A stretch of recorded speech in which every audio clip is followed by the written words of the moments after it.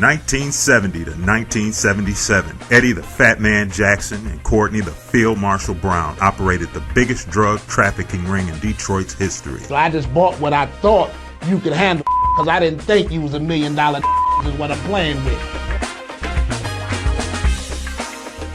I think the streets really understood that if he bothered those guys, it was really going to be a problem.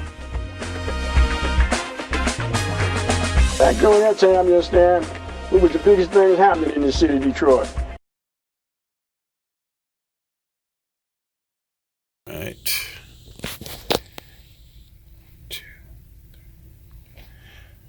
All right, I'm here with Courtney Robert Brown Jr., and we're talking about Big Man on Campus, Motown Mafia.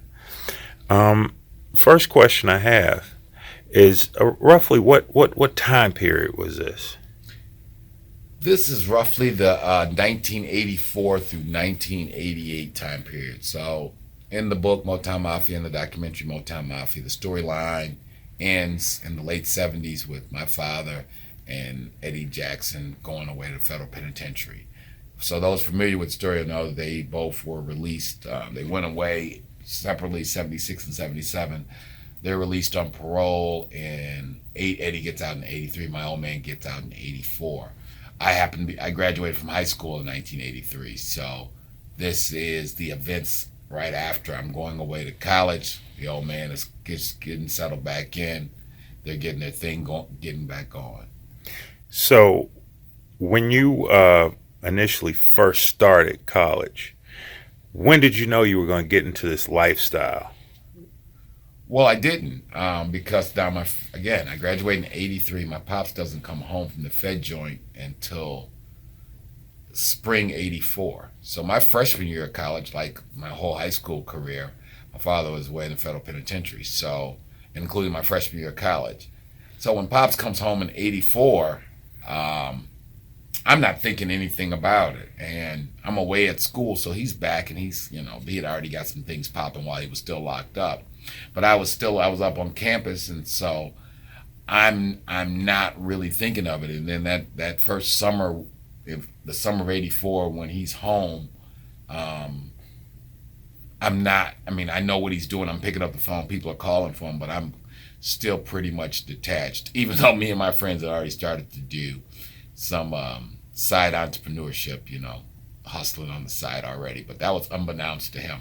But we go into a little bit of that in Motown Mafia, Big Man on Campus too. So it isn't too really when the story kind of gets going in Motown Mafia, Big Man on Campus is towards the end of my junior year, beginning my junior year, so 86, 87.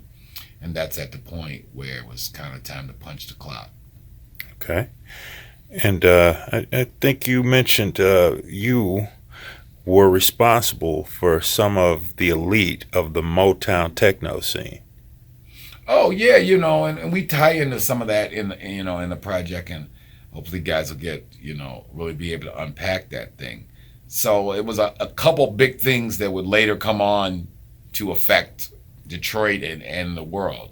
So this is the end of that whole YBI street era, and a bunch of guys who we just had grew up with who were kind of in that whole little Catholic school or Northwest Detroit kind of thing. I mean, guys who end up getting famous, Eddie Fowlkes, Norm Talley, Derrick May, Al Esther, what's that boy made the song Living the Good Life? Oh yeah, Kevin Saunderson. I mean, they were just all doing their thing. I remember, Jeff Mills, what they called him, the Wizard, right? I remember, telling the frat that this guy's a hot DJ, and we need to have him come up to do our homecoming party, and no one knew, and Eddie Fowlkes is my guy, and people knew Eddie. We knew they were talented DJs, and that whole Detroit we were here, so we didn't really get it and understand that. Most places in the country, 16 and 17-year-old guys didn't have thousands of dollars worth of electric or, direct drive turntables and all these DJ clubs that was going on at the time. Yeah, and these guys came on, and later what is now known as techno music. We funded and damn straight supported a lot of those guys But they were just our people. We didn't know they were about to create a whole new genre of music, you know. Big Boss Filmworks and Big Boss Books presents Courtney Robert Brown Jr.'s follow-up to the book Motown Mafia. Motown Mafia, Big Man on Campus. My internship was kind of in how the world of international finance and international criminal activities overlap. Corey Black Sr. wanted Corey to go to school to bring legitimacy to the family, but Corey had other plans. While in college, with the help of his friends and his girlfriend, he starts and grows a successful drug operation. 5 minutes later, two agents, now I know they were agents, but at the time I see two guys go to the right, another two guys start walking towards me. They stop at my seat and they go, "Grab your bags, DEA, come with us." Needless to say, this is not the fun part of being an intern. Corey finds himself conflicted with his responsibility to running the family business and his obligation to his college studies. However, he'll have to make things work in his favor if he wants to remain the big man on campus. The names have been changed to protect the guilty and the innocent. I'm taking economics and business 101 and marketing. And you know, your economic teacher's telling you about a business plan and how you get a small business loan. And you know, it's kind of the hypocrisy of the world, because I'm like, that ain't how the real world works.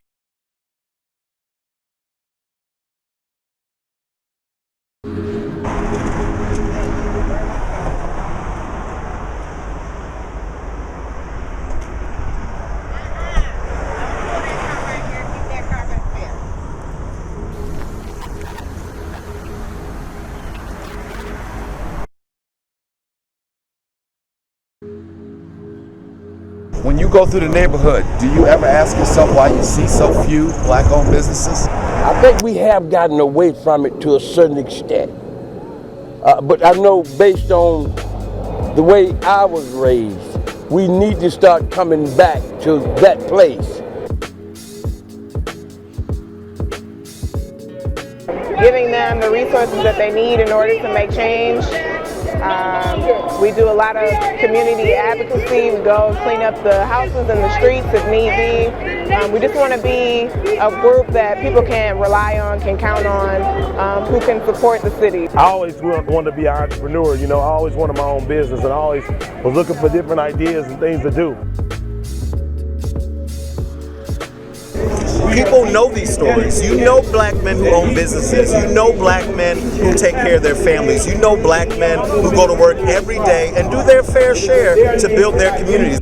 It's interesting, it's a long, it's a tedious, and it's a difficult process, but it was good for us, and it allowed us to grow as a brand because it made us really have an internal look at what we're doing.